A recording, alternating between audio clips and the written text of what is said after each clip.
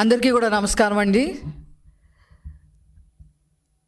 ఈ రాష్ట్రంలో అత్యంత అవినీతి పరుడైన జగన్మోహన్ రెడ్డి గారు 31 క్రిమినల్ కేసులు పెట్టించుకోవడమే కాకుండా లక్షల కోట్ల దోచేసిన వ్యక్తిగా 420 సీఎంగా గూగుల్లో కొడితే 420 సీఎంగా మనకి గూగుల్లో దర్శనమిచ్చే ఈ జగన్మోహన్ రెడ్డి గారు అత్యంత అవినీతి పరుడుగా ఆంధ్ర రాష్ట్రంలో ముద్రపడితే దానికి ఏ మాత్రం కూడా తగ్గకుండా ఈనాడు పెద్దిరెడ్డి రామచంద్రారెడ్డి గారి అవినీతి పుంకాలు పుంకాలుగా బయటికి వస్తూ ఉంది.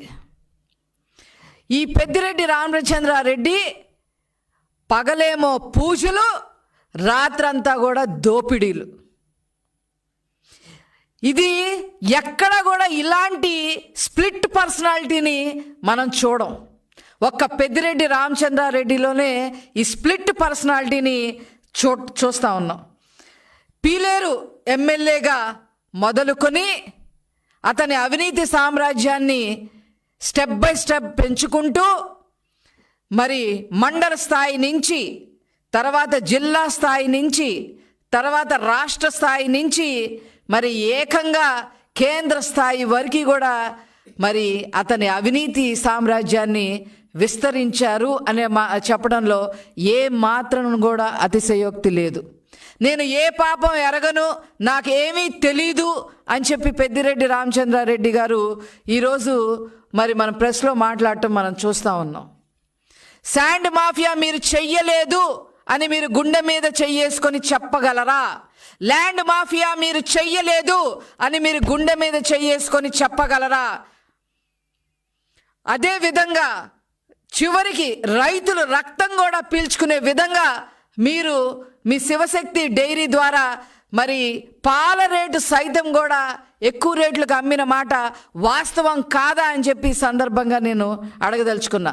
అంతేకాకుండా మదనపల్లిలో మరి ఒక గవర్నమెంట్ ఆఫీస్లో ఫైల్ దగ్ధమైతే నాకు ఏ సంబంధం లేదు అని చెప్పిన మీరు ముందస్తు బెయిల్ ఎందుకు తెచ్చుకున్నారు అని చెప్పి ఈ సందర్భంగా మేము అడగదలుచుకున్నాం.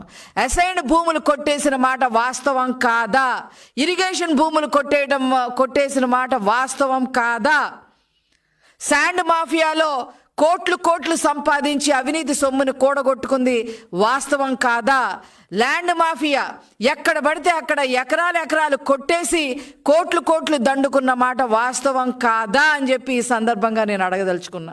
చిన్న చితగా 1 ఎకరం దగ్గర నుంచి 1000 ఎకరాల వరకు కొట్టేసిన బాపతి మరి మనం చూస్తూ ఉన్నాం. ఇప్పుడు పెద్దిరెడ్డి రామచంద్రారెడ్డి నేనేమీ ఎరగను, నాకు ఏమీ సంబంధం లేదు అని చెప్పి మీరు ఒక స్టేట్మెంట్ ఇస్తే సరిపోయిందా అని అడుగుతా ఉన్నా.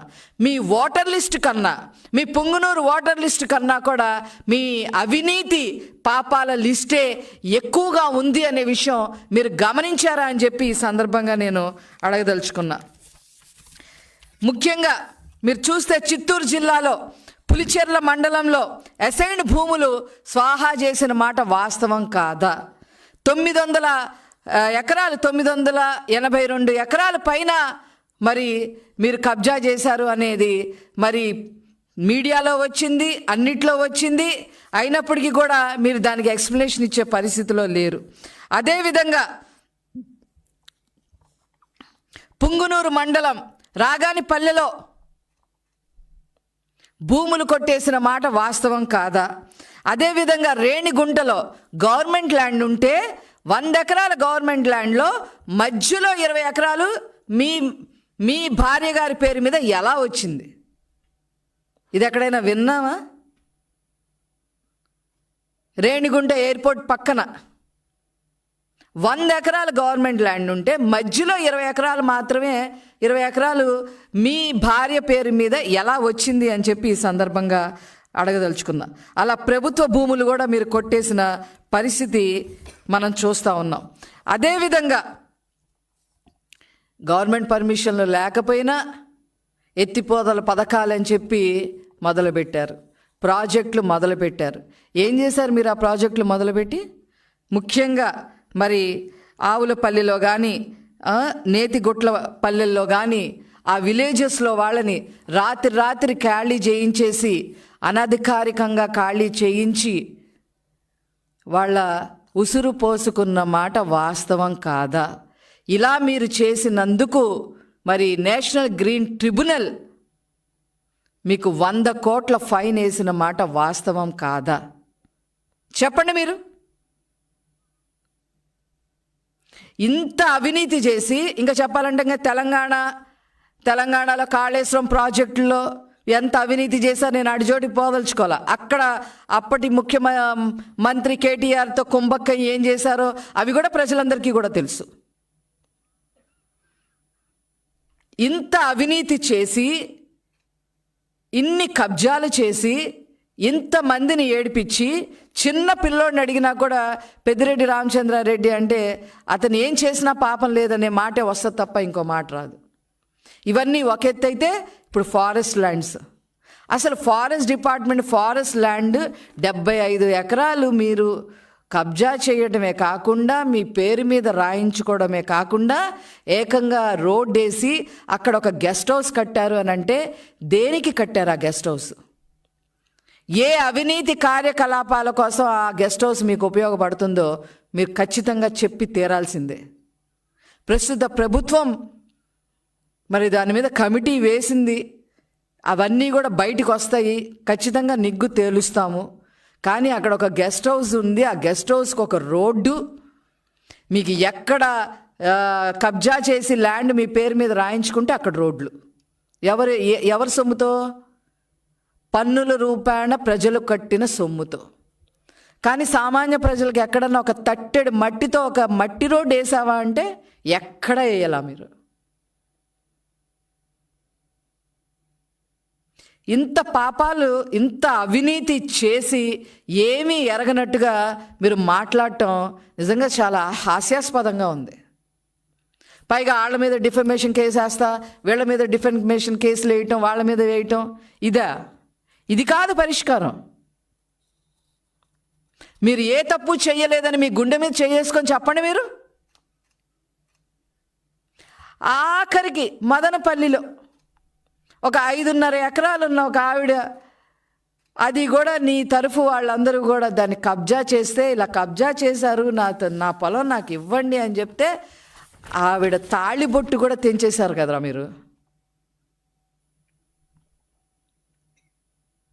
ఇంత అరాచకమా? ఇంత అవినీతి చేసి అడ్డమైన ప్రగల్భాలు పలకడం. అప్పుడు కుప్పం మున్సిపాలిటీ నాదే, కుప్పంలో నేనే గెలుస్తా, కుప్పంలో చంద్రబాబు గారు ఎలా గెలుస్తారో చూస్తా. ఇప్పుడేమైంది? మీరు ఎంత గెలిచారు? అక్కడ 3 కనుక అంటే ఇంకొక అతను మీ మొన్న ఎలక్షన్స్లో ఇంకో అతను థర్డ్ పార్టీ వచ్చి నిలబడకపోతే మీకు 6,000 ఓట్లు కూడా వచ్చేయగవు. ఏదో కన్నులొట్టబోయి బయటపడ్డామని అంటారు చూసారా, ఆ రకంగా ఏదో బయటపడ్డారు. ఇంత స్ప్లిట్ పర్సనాలిటీని చూడటం నిజంగా చాలా ఆశ్చర్యానికి గురి చేస్తుంది. ఖచ్చితంగా మీ మీద ప్రభుత్వం యాక్షన్ తీసుకోవడానికి ముందుకు వస్తుంది. మీ అవినీతి చిట్టా అంతా బయట పెడతాం. మిమ్మల్ని మీ పక్కనున్న తంబలపల్లి ఎమ్మెల్యేగా అంతకుముందున్న మీ తమ్ముళ్ళు, మీ కొడుకులు, ఫ్యామిలీ ప్యాకేజ్ లాగా మీరందరూ ఈ రాజకీయాల్లోకి వచ్చి ప్రజల సొమ్ము మరి తినేసి దేనికి చలనం లేకుండా తయారయ్యారు అని అంటే ఖచ్చితంగా మీ సంగతి ఈ ప్రభుత్వం తేలుస్తుంది అని చెప్పి ఈ సందర్భంగా తెలియజేస్తూ నేను సెలవు తీసుకుంటున్నాను. Thank you.